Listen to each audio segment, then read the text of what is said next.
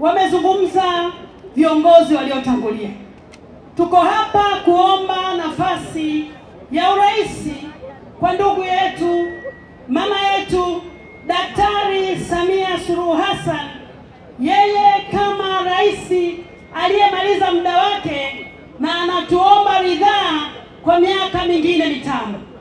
Ndugu zangu, daktari huyu ameonyesha mambo makubwa kwa miaka 4. Dr. Tulia amesema hapa, lakini niseme moja tu. Ndugu yetu huyu ambaye anataka tumwamini tena, amefanya kazi kubwa sana kwa wakulima, amefanya kazi kubwa sana kwa wafugaji. Tunafahamu bajeti ya kilimo ilikuwa ni bilioni 200, lakini sasa tunazungumzia trilioni 1.3. Wakulima wanapata faida kwa kuwa alitambua asilimia zaidi ya 70 ni wakulima wa Tanzania. Ninaomba tumpe nafasi, ninaomba tuchague Mwamengo. Ndugu yangu, tumeambiwa ni kijana msomi, ni kijana mwenye maono. Tuko hapa kumwombea nafasi na yeye ninaamini atafanya vizuri. Mwamengo, nimejifunza kitu kwako.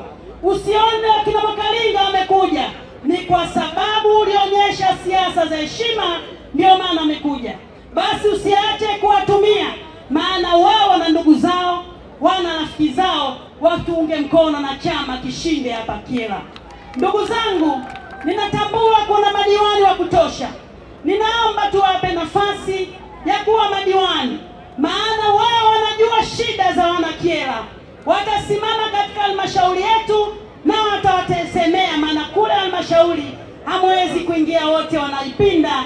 Tunawatuma vijana wetu, mama zetu wakafanye kazi. Baada ya kusema haya, Mheshimiwa Mwenyekiti, mimi hapa ni ukweli, nisiongee sana nisije nikapigwa faini. Asanteni sana. Sisi